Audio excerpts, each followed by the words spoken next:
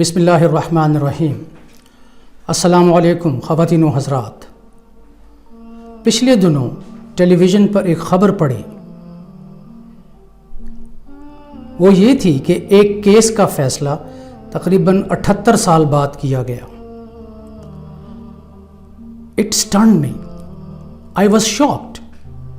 78 साल बाद कितनी नस्लें गुजरी होंगी इस इंतज़ार में, और क्या हुआ होगा उन लोगों के पास साथ, कितने लोग मर आ गए इंतज़ार करते करते। ख़वातीनो हज़रात, क्या यही मयार है इंसाफ का हमारे यहाँ? क्या इसी को इंसाफ कहा जाता है? 78 साल, कम से कम 2 नस्लों का वक्त है ये।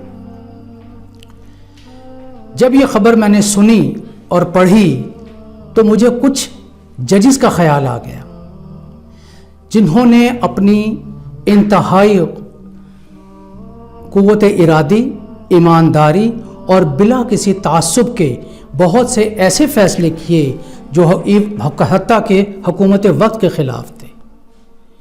बहुत सी ऐसी हरकत की जिनकी वजह से वो ईमानदार कहलाए।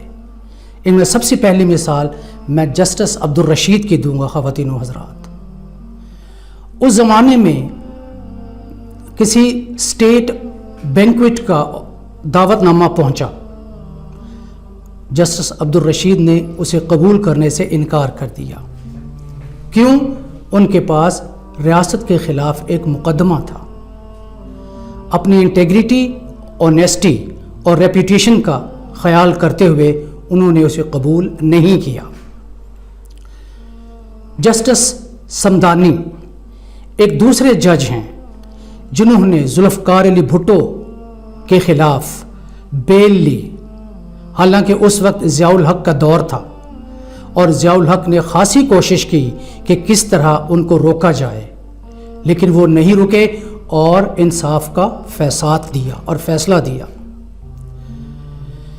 उसके बाद ख़वातीनो हज़रात, हमारे यहाँ जस्टिस भगवान दास एक बहुत बड़ी मिसाल है। जस्टिस कार्नेलियस इंतहाई ईमानदार, in spite of the fact that he belong to Christian community, इंतहाई ईमानदाराना फैसले दिए। ऐसे लोग हमेशा याद रखे जाते हैं। फिर इंडियन चीफ जस्टिस, जिन्होंने इंदिरा गांधी की इमरजेंसी में ही held the civil rights of the people. Justice Khanna, जिन्होंने इंतहाई ईमानदारी और बहादुरी के साथ उसके ख़िलाफ़ फ़ैसला दिया। ख़वातीनो हज़रात, अगरचे बाद में उन्हें इस्तीफ़ा देना पड़ा।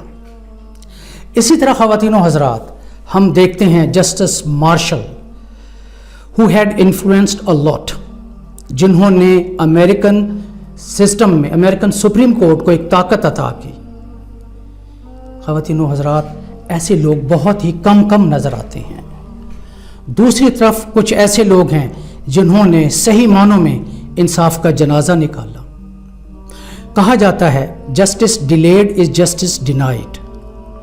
अगर जस्टिस को इतना ज़्यादा डिले कर दिया जाए तो इसके माने ये होते हैं कि हम इंसाफ देना ही नहीं चाहते।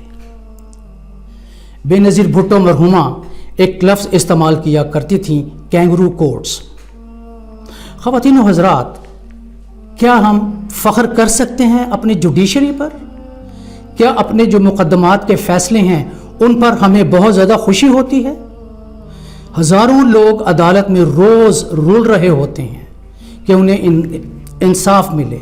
पता लगता है कि जज साहब नहीं आए, आज जज साहब छुट्टी पर हैं, आज जज साहब जल्दी चले गए। ये क्या है? इसे इंसाफ कहते हैं। और दूसरी बात, एक और मसला बड़ा अहम है, गवाहान। वो गवाह जो परवुर्दा होते हैं, जिनको अदालत में बुलाया जाता है और एक किताब उनके सामने पेश कर दी जाती है जिस पर वो अहद करते हैं कि वो जो कहेंगे सच कहेंगे और सच के सिवा कुछ ना कहेंगे। मुझे आज तक समझ नहीं आई कि अगर वो कुरान पर हाथ रखते हैं, बाइबल पर हाथ रखते हैं या किसी और मजहबी किताब पर हाथ रखते हैं तो उनका ज़मीर नहीं होता उस वक्त? انہیں شرم نہیں آتی کہ چند پیسوں کے عوض ہم کس طرح دوسروں کے خلاف، حقداروں کے خلاف ان کی گواہی دے رہے ہوتے ہیں؟ جھوٹی گواہی جو کسی بھی لحاظ سے معاشرتی طور پر اور مذہبی اعتبار سے قطعاً جائز نہیں ہے، بالکل ناجائز ہے، لیکن وہ انتہائی دیدہ دلیری کے ساتھ صرف چند ٹکوں کے عوض وہ یہ کام کرتے ہیں۔ خواتین و حضرات، یہ ٹینڈنسیز، یہ روایات ہمارے ہاں عام ہیں۔ آپ کہیں بھی چلے جائیں، کسی عدالت میں چلے جائیں، الا ماشاء اللہ ہوں گے، ہم یہ نہیں کہتے سارے لوگ برے ہیں، سارے لوگ بددیانت ہیں، ایسا نہیں ہے، یہ کبھی ہو ہی نہیں سکتا۔ کسی بھی معاشرے میں سارے لوگ کسی بھی شعبے میں برے نہیں ہوتے، ان میں سے بہت سے ایسے لوگ ہیں جو بہت ایماندارانہ طور پر دلیری کے ساتھ اپنے ضمیر کو آگے رکھتے ہوئے، اپنی عاقبت کو سوچتے ہوئے وہ لوگ درست فیصلہ کرتے ہیں۔ ایک اور پہلو اس میں بڑا اہم ہے، وہ ہے ہمارے وکلاء حضرات۔ خواتین و حضرات، دیکھا گیا ہے، میں عموماً بات کر رہا ہوں، سب کی بات نہیں کر رہا، کہ بہت سے وکیل ایسے ہتھ کنڈے استعمال کرتے ہیں، ایسے ہتھ کنڈے استعمال کیے جاتے ہیں جس کی وجہ سے یا تو وہ کیس کو لمبا کر دیتے ہیں کہ فیصلہ ہی نہ آئے، یا وہ اس طرح کے حالات پیدا کرتے ہیں کہ اگر فیصلہ آئے تو ان کی پارٹی کے حق میں آئے اگرچہ وہ حق بجانب نہ ہو۔ کیا ہے یہ خواتین و حضرات؟ مجھے ایک واقعہ یاد آتا ہے WS چرچل کے حوالے سے، کہ جب جنگ عظیم عروج پر تھی تو WS چرچل نے اپنے ملک کے چیف جسٹس کو فون کیا اور پوچھا کیا عوام کو انصاف مل رہا ہے؟ تو جواب ملا، سر ہم انصاف دے رہے ہیں لوگوں کو، ایسی بات نہیں ہے۔ تو انہوں نے کہا تھا کہ ہم اس جنگ کو کبھی نہیں ہاریں گے۔ ڈسپنسیشن آف جسٹس، یہ ایک بہت ہی نازک اور اہم معاملہ ہے۔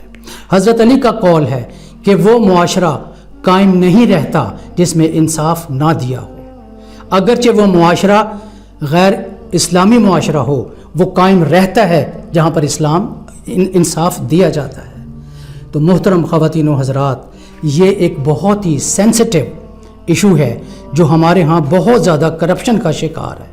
ہماری عدالتیں، میں نے اس دن بھی عرض کیا تھا کہ اکثر ان کے پاس سیاسی کیس ہی آتے رہتے ہیں، سیاسی جماعتیں ہی اٹھ کے کوئی نہ کوئی کیس کرتی رہتی ہیں۔ وہ عوام کو کیا انصاف دیں گے؟ عوام کی بھلائی کے لیے کیا کام کیا جائے گا جب یہی صورتحال چلتی رہے؟ ان کو فرصت ہی نہیں ملتی ان باتوں سے۔ لاکھوں روپے کی وہ تنخواہیں لیتے ہیں، پرکس انجوائے کرتے ہیں۔